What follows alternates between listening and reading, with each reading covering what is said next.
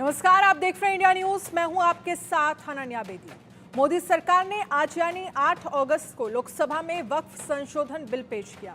इस बिल के सदन में पेश होते ही देश की सबसे बड़ी और ताकतवर मुस्लिम संस्था वक्फ बोर्ड एक बार फिर से चर्चा में है। दिल्ली का कुल एरिया करीब 3.6 लाख एकड़ है, जबकि वक्फ बोर्ड के पास 9 लाख एकड़ से ज्यादा जमीन है। देश में रेलवे और रक्षा मंत्रालय के बाद वक्फ बोर्ड के पास ही सबसे ज्यादा जमीनें हैं। इस बिल को लेकर संसद में हंगामा देखने को मिला। इस दौरान जहां विपक्ष ने जमकर हंगामा किया, तो वहीं सत्ता पक्ष की तरफ से अल्पसंख्यक मामलों के मंत्री किरण रिजिजू ने विस्तार से बताया कि क्यों इस विधेयक को लाने की जरूरत पड़ी। वक्फ संशोधन विधेयक 2024 का समर्थन करते हुए अल्पसंख्यक मामलों के मंत्री किरण रिजिजू ने कहा कि इस विधेयक से किसी भी धार्मिक संस्था की स्वतंत्रता में कोई हस्तक्षेप नहीं होगा। किसी के अधिकार छीनने की बात तो भूल ही जाइए। ये विधेयक उन लोगों को अधिकार देने के लिए लाया गया है जिन्हें कभी अधिकार नहीं मिले। सुनिए जरा। इस बिल का समर्थन कीजिए, करोड़ों लोगों का दुआ मिलेगा। अगर आप विरोध करोगे, चंद लोगों ने पूरा वक्फ बोर्ड को कब्जा करके रखा हुआ है और आम मुसलमान लोगों को जो न्याय इंसाफ नहीं मिला उसको सही करने के लिए ये बिल लाया गया है। इतिहास में दर्ज होगा कि ये बिल को कौन कौन समर्थन किया है और किसने विरोध किया है। ये इतिहास में नाम दर्ज होगा। इसलिए इस बिल का विरोध करने से पहले आप सोचिएगा, करोड़ों गरीब महिलाओं का, बच्चों का, गरीब मुसलमानों का। वहीं इस पर AIMIM सांसद असदुद्दीन ओवैसी ने कहा है कि यह विधेयक संविधान के अनुच्छेद 14, 15 और 25 के सिद्धांतों का उल्लंघन करता है। यह विधेयक भेदभावपूर्ण और मनमाना दोनों है। इस विधेयक को लाकर आप केंद्र सरकार देश को जोड़ने का नहीं बल्कि बांटने का काम कर रहे हैं। यह विधेयक इस बात का सबूत है कि आप मुसलमानों के दुश्मन हैं।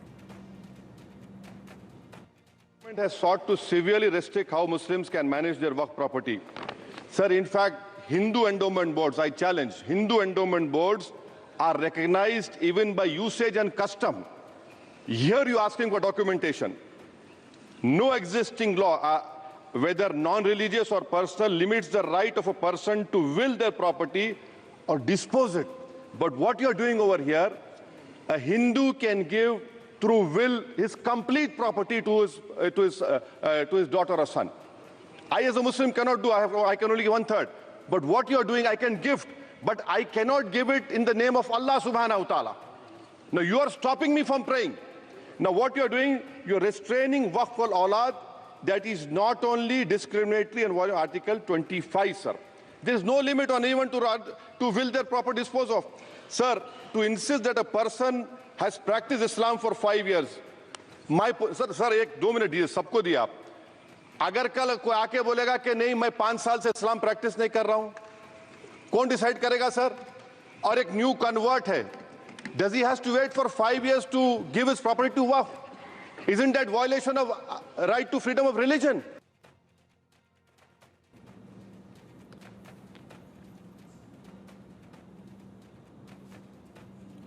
और इस पर चर्चा करने के लिए हमारे साथ खास मेहमान जुड़ गए हैं। डॉक्टर साध्वी विश्वरूपा, हिंदू स्कॉलर हमारे साथ जुड़ गई हैं। सैयद असगर अली, मुस्लिम स्कॉलर हमारे साथ जुड़ गए हैं। सबसे पहले साध्वी रूपा जी, जो बिल आज सदन में पेश किया गया, उस बिल को आप कैसे देख रही हैं और क्यों विपक्ष को ये लग रहा है कि इसमें मुसलमानों के अधिकार जो हैं वो छीने जा रहे हैं, और अगर ये बिल पास हो जाएगा तो वक्फ की संपत्ति पर केंद्र सरकार या फिर राज्य सरकार का कंट्रोल हो जाएगा? जी बिल्कुल, आप ये देखिए कि पता नहीं मुझे लोग क्यों घबराए हुए हैं। ये तो एक पारदर्शिता के लिए बोला गया है। अगर आपने विधेयक देखा है तो इसी में तो मुसलमानों के फायदे की ही बात कही गई है। जो संशोधन हुआ है उन्हीं के फायदे की बात हुई है, परंतु जो घबराहट है वो कुछ लोगों में है। क्योंकि अभी तक आप सभी जानते हैं, क्योंकि सब कुछ पीठ पीछे हो रहा था, या इसे हम ये भी कह सकते हैं चोर की दाढ़ी में तिनका। जो घबराहट हो रही है, चोर की दाढ़ी में तिनका।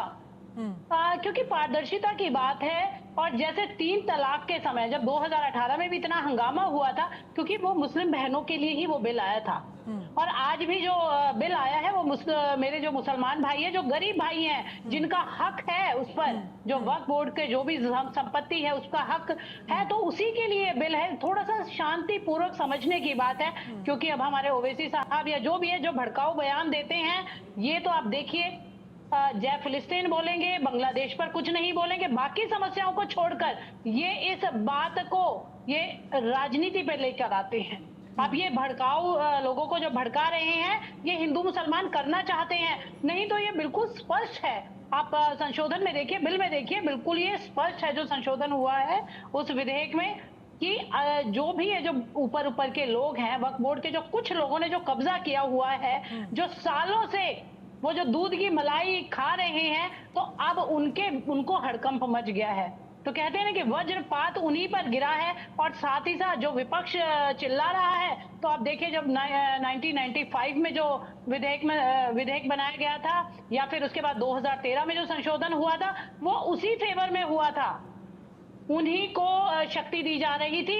अब आज जब एक सही गलत का फैसला होने का समय आ गया है, ये तो हम यही तो कह रहे हैं, क्योंकि उसमें कुछ जो बातें लिखी हुई हैं कि वहां पे महिलाओं का होना आवश्यक है, तो ये तो कोई बुरी बात नहीं है। अब बताइए इसमें क्या बुरी बात है? अगर 2-2 महिलाएं केंद्र में और राज्य में अगर 2-2 महिलाएं आती हैं, तो बिल्कुल इनके फेवर की ही बात है, पक्ष की ही बात है। अगर ये बात की गई है कि जो भी संपत्ति है किसी प्रकार की है, तो पारदर्शिता होनी चाहिए। बात ये की गई है कि क्या 9.5 लाख एकड़ प्रॉपर्टी का कोई रूल एंड रेगुलेशन नहीं होना चाहिए। इस बिल को लाने की बड़ी वजह मैं बता रही हूं, जिसमें यह कहा गया है कि किसी भी जमीन पर वक्फ बोर्ड के दावे के खिलाफ कोर्ट में अपील का अधिकार नहीं मिलना चाहिए। वक्फ बोर्ड की मनमानी और घोटालेबाजी के चौंकाने वाले उदाहरण भी कई बार सामने आए हैं। क्या महिलाओं को वक्फ बोर्ड में शामिल नहीं करना चाहिए? क्या वक्फ बोर्ड प्रॉपर्टी कब्जाए हुए भ्रष्ट मुस्लिम नेताओं से बचाने की व्यवस्था नहीं होनी चाहिए? ये तमाम बड़े रीजन जो हैं वो दिए जा रहे हैं कि इसलिए भाई इस बिल को लाया गया है। अब सैयद असगर अली साहब, मैं आपसे ज़रा समझना चाहूँगी, क्यों असदुद्दीन ओवैसी को ये लग रहा है कि मुस्लिमों के अधिकार छीने जा रहे हैं? क्यों विपक्षी पार्टियां ये कह रही हैं कि ये बिल नहीं लाया जाना चाहिए? हालांकि प्रमोद तिवारी की तरफ से ये कहा भी गया है कि अगर आप बिल लेकर आए हैं तो उस पर चर्चा करवाइए और सभी की राय को जानिए। आप इसको कैसे देख रहे हैं और आप इसे कैसे समझाएंगे? देखिए मैडम, सबसे पहली चीज तो ये समझना होगा कि वक्फ किसको कहते हैं और ये वक्फ का प्रावधान किस तरह से इस्लाम के अंदर है और क्या ये क्लैश करता है भारत सरकार से। तो ये समझना जरूरी है कि कुरान इसके मुतालिक कहता है कि लन तनालुल बिर्रा हत्ता तुनफिकू मिम्मा तुहिब्बून, यानी कि तुम नेकी के मुकाम पे पहुंच नहीं सकते जब तक कि तुम उसमें से खर्च ना करो जो तुम्हें ईश्वर ने दिया है, जो तुमने कमाया है ईश्वर के आदेश से। तो जो कुछ भी तुम खर्च करोगे उसको अल्लाह को उस पर ज्ञान होगा। तो इस आयत को ध्यान में रख के लोग अपनी प्रॉपर्टीज जब अंतिम समय होता है तो वो वक्फ करते हैं, यानी कि वक्फ को दे देते हैं कि ईश्वर के नाम से मैंने इसको वक्फ की दी। और वक्फ के अंदर ये प्रावधान है कि ऐसी कोई सी भी प्रॉपर्टी जो वाकिफ द्वारा वक्फ की जाती है, यानी जो वक्फ कर रहा है, उसको 2 जगह पे यूज किया जाता है, एक रिलीजियस मैटर में और दूसरी चैरिटी के अंदर। और वक्फ के जहां तक ये जो बॉडी जो होती है, इसमें समझना होगा कि इसके अंदर 9 मेंबर होते हैं और ये मनोनीत होते हैं, राज्य सरकार का पूरा हस्तक्षेप होता है। इसमें 7 मेंबर जो होते हैं वो राज्य सरकार से चुने हुए होते हैं। एक सांसद होता है, एक विधायक होता है, दूसरा एक बार काउंसिल का मेंबर होता है और ऑलरेडी इसमें 2 महिलाएं होती हैं। बड़े आश्चर्यजनक बात है कि लोगों को ये पता नहीं है कि इसके अंदर महिलाओं का प्रतिनिधित्व है। एक शिया महिला होती है आलिमा और एक सुन्नी महिला इसके अंदर ऑलरेडी होती है। 2 ऐसे सदस्य हैं सिर्फ जो मुतवल्ली के नाम पे होते हैं, जिनका चयन पब्लिक दूसरे मुतवल्ली करते हैं। और जहां तक ये बात है कि वाकिफ जो होता है अपनी प्रॉपर्टी जो वक्फ में दे रहा है, उस प्रॉपर्टी के लिए राज्य सरकार द्वारा एक सर्वे कमिश्नर नियुक्त किया जाता है। और ये असगर साहब, आप बता सकते हैं कौन से वक्फ बोर्ड में महिलाएं हैं? कौन से वक्फ बोर्ड में महिलाएं हैं? सभी जितने भी राज्य सरकारों द्वारा जो जितने भी वक्फ बोर्ड बने हुए हैं, सब में 2 महिलाओं का प्रतिनिधित्व है। अगर आपके स्टूडियो के आसपास कोई वक्फ बोर्ड का हो ऑफिस, महिलाएं उसमें प्रतिनिधित्व कर रही हैं? महिलाएं उसमें प्रतिनिधित्व कर रही हैं? जी हाँ, बिल्कुल 9 मेंबर होते हैं। मैं बिल्कुल बता रहा हूँ, इसमें 2 मेंबर महिलाएं हैं कंपलसरी।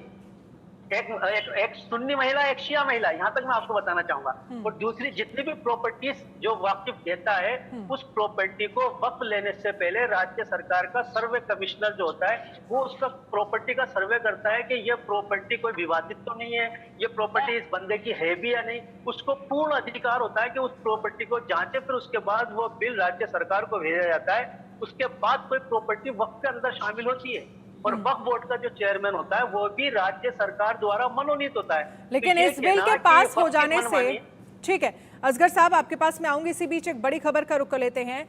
वक्फ बोर्ड बिल को लेकर बड़ी खबर सामने आ रही है। बिल को जेपीसी में भेजने की मांग की गई है।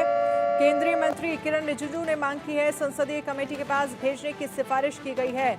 बिल को जेपीसी में भेजा जाए, ये किरण रिजिजू की तरफ से कहा गया। संसदीय कमेटी के पास भेजने की सिफारिश जो है वो इस बिल को लेकर की गई है।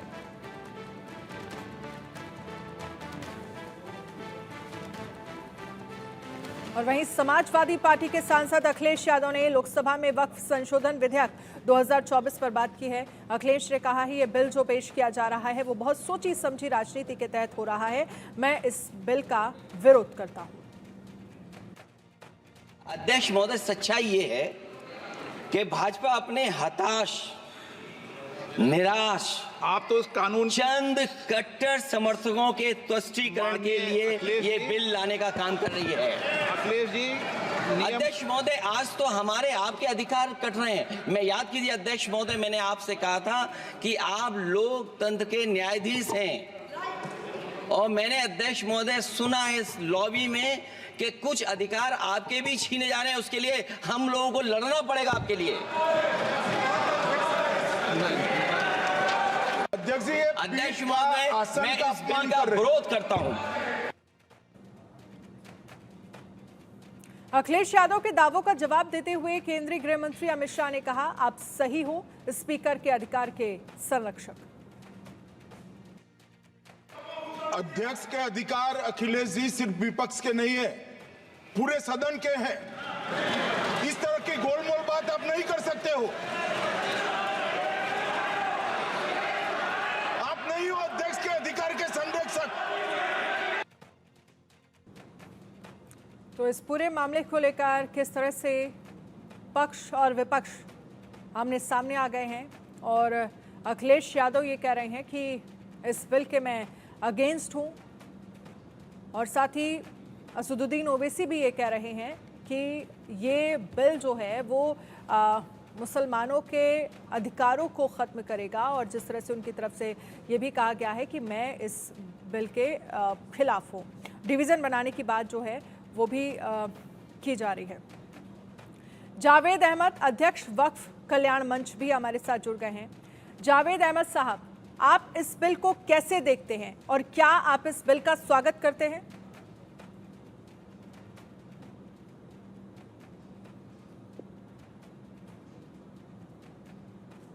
अनम्यूट करिए आप अपने आप को, आपकी आवाज नहीं आ रही है।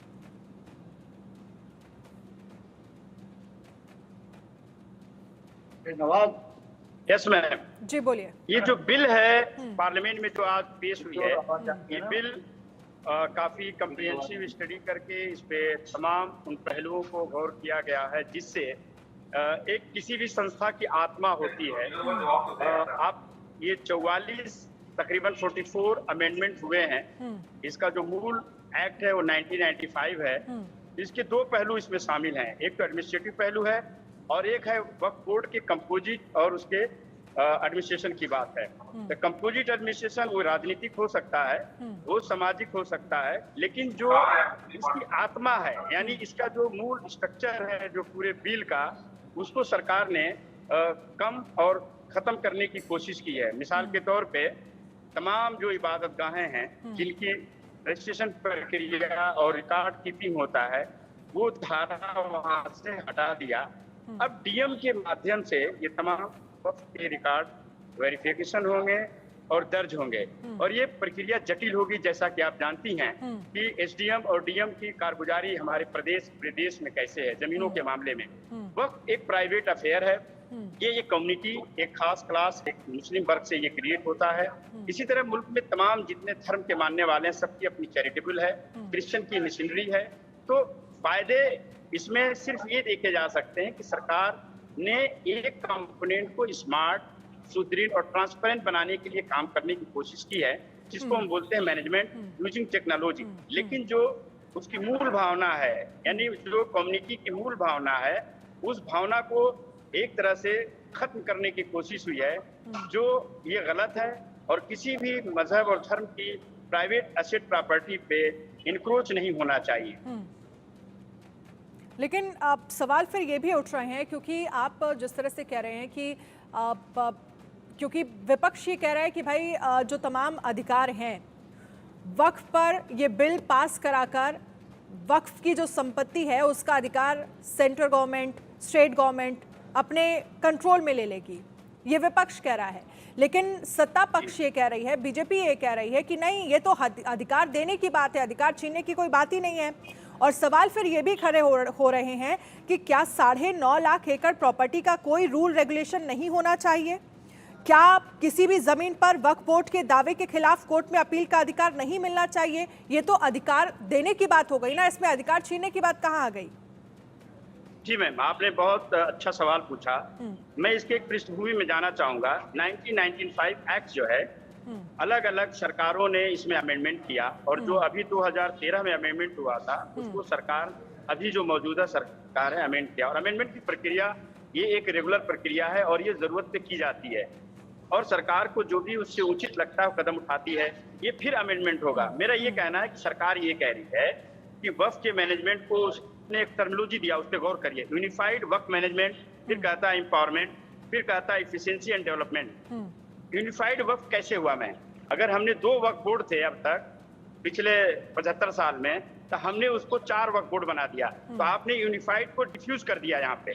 दूसरा जो आप कहती हैं एम्पावरमेंट, तो एम्पावरमेंट के लिए जब वक्फ कोई व्यक्ति प्राइवेट करता है तो वो उसमें इसकी तहरीर यानी वक्फनामे में होता है कि ये हमारे किस कार्यों में, किस वेलफेयर कार्यों में इस्तेमाल होगा।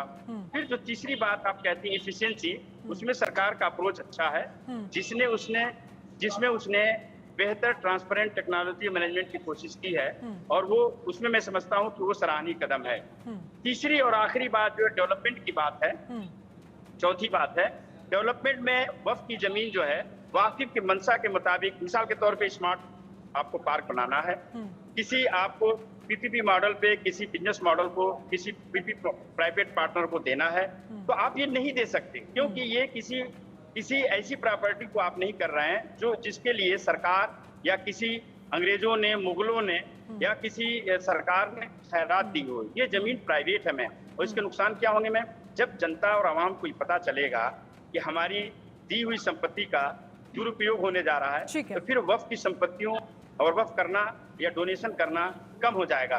मेरा इस पूरे चर्चा में मैं आपको सिर्फ एक पॉइंट ये बताना चाहता हूँ कि सरकार की मंशा जैसी हो, हमें उस पर कोई हमें अभी सवाल उठाना अभी मुश्किल है, लेकिन ये महसूस होता है कि खास एक वर्ग पे सिस्टमेटिक ढंग से लब जहाज जैसे कानून, आप देखेंगी नजूल के जमीन पे कानून, और ये लव जिहाद पर कानून नहीं बनना चाहिए जावेद अहमद आपके साथ, आपके हिसाब से? कहीं न कहीं आपका मंशा जो है एक कम्युनिटी वर्ग के लिए ठीक नहीं है। ठीक है, चलिए बहुत बहुत शुक्रिया, बहुत बहुत शुक्रिया जावेद अहमद साहब जी हमारे साथ जुड़ने के लिए, इस चर्चा में शामिल होने के लिए।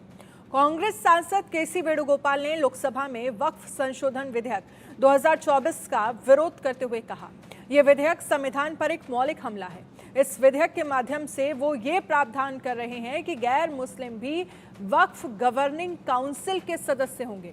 भारत के लोग अब इस तरह की विभाजनकारी राजनीति को बर्दाश्त नहीं करेंगे। This provision, anybody, non-Muslims also be part of Waqf Council, is directly an attack on the faith and freedom of religion. Directly, sir. That we are talking about you are telling we are the Constitution. When we are showing the Constitution, you are telling you people are protecting the Constitution. This is a fundamental attack on Constitution. This bill is a fundamental. Now you are going for Muslims. Next, you will go for Christians. Next, you will go for Jains. Next, you will go for Parsi. Next, you will go for. Therefore, there is a fundamental principle. You cannot go with the Hindu. Sir, in our tradition, what is the tradition of Indian? What is the culture of India? Yadna ji, we are believing the culture and tradition of.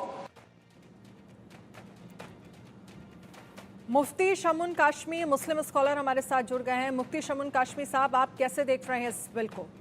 क्या ये bill pass हो जाता है तो वाकई मुस्लिमों के अधिकार छिन जाएंगे, जो लगातार आरोप विपक्ष लगा रहा है? नहीं मैडम, मैं वादे करना चाहता हूं कि ये बिल जो है मुसलमानों को फायदा देने वाला है। जो प्रॉपर्टी 60 साल के अंदर कांग्रेस ने अपने चहेतों को दे करके उन प्रॉपर्टी को खराब कराया, मैं एग्जाम्पल के तौर से पूछना चाहता हूं कि 9.5 लाख प्रॉपर्टी होने के बाद वो भी हजारों हेक्टेयर के अंदर, फिर गरीबी क्यों है? अगर उसका मिसयूज नहीं हुआ तो गरीबी कैसे रही?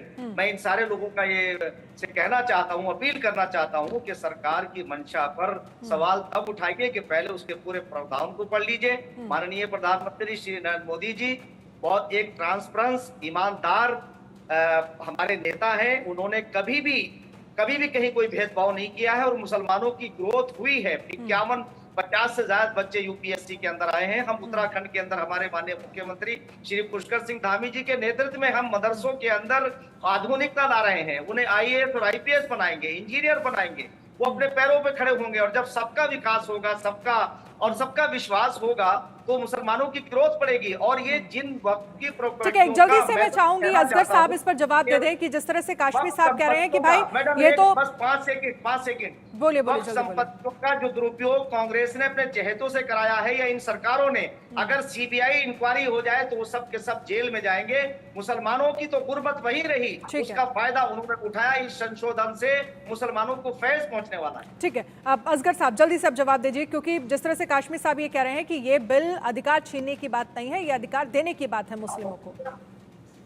हाँ, जहाँ तक ये बात है कि जो वक्फ बोर्ड का जो टर्मिनल है उसके अंदर जो रूल है वो भारत सरकार के बनाए हुए हैं। ऑडिट जो करता है वो भारत सरकार का बंदा करता है। अगर कोई हेर फेर भी कर रहा है तो फिर वो बंदा कर रहा है, उसकी जांच होनी चाहिए, इसकी कोई मुखालिफत नहीं है। दूसरी चीज जो यहाँ पर कही कि हिंदू इसका कोई मेंबर बनेगा, आप स्वागत कर रहे हैं इस बिल का? आप स्वागत कर रहे हैं इस बिल का? मेरी बात सुनिए, वक्फ बोर्ड के अंदर ऐसा कोई प्रावधान नहीं है कि जिसके अंदर ये कहा गया हो कि कोई हिंदू इसका मेंबर नहीं बन सकता। इसके विपरीत हिंदू टेम्पल बोर्ड के अंदर साफ लिखा हुआ है कि गैर हिंदू इसका मेंबर नहीं बन सकता। और उसमें जैन धर्म, बौद्ध धर्म और सिखों को वो हिंदू नहीं मानते। वो कहते हैं कि हिंदू की परिभाषा नहीं है, तो क्या ये चेंज वहां पर भी लाया जाएगा? तो दूसरी चीज ये कहना कि इसके अंदर गड़बड़ियां हो रही है, तो ये तो वो लोग कर रहे हैं। वास्तव में इनकी बात से मैं सहमत हूँ कि जिन लोगों ने वो वक्त की प्रॉपर्टियां 50-100 रुपए के अंदर किराए पे ले रखी है सालों से। ठीक है, साध्वी विश्वरूपा, आप इस पर क्या सोच रही हैं? बोलिए। जी बताएं, क्या सुना ही नहीं दे रहा था। जी, मैं ये कह रही हूँ कि असगर अली साहब जिन बातों का जिक्र कह रहे हैं कि वो देखिए, आप अगर आप हिंदू बोर्ड की बात करते हैं तो वहाँ पर किसी भी तरह का कोई, जितने भी सदस्य होंगे वो हिंदू ही होंगे। वो जिस बात का जिक्र कर रहे हैं कि यहाँ पर गैर मुस्लिमों को भी सदस्यता या सदस्य वो बनाए जाए, इस बात का जिक्र हो रहा है। और उसमें जैन समाज और बौद्ध समाज को हिंदू नहीं मानते, ये भी क्लियर कीजिए। काशमी साहब आप अपनी बात रखिएगा। प्रावधान है वो इतना अच्छा है। कलेक्टर डीएम जो सारी चीजों को देखता, जिसके ऊपर सवाल उठा रहे हैं, मैं समझता हूँ कि कलेक्टर जो डीएम जो होता है वो किसी पार्टी का नहीं होता, वो सरकार के उन कार्यों का इम्प्लीमेंट करता है। सबको बराबरी, ये बात क्लियर है ना, वक्फ बोर्ड नहीं करता है। एक-एक करके बात रखिए। अगर डीएम जो है वो तो राज्य सरकार का। ठीक है, बहुत बहुत शुक्रिया आप सभी का हमारे साथ इस चर्चा में शामिल होने के लिए।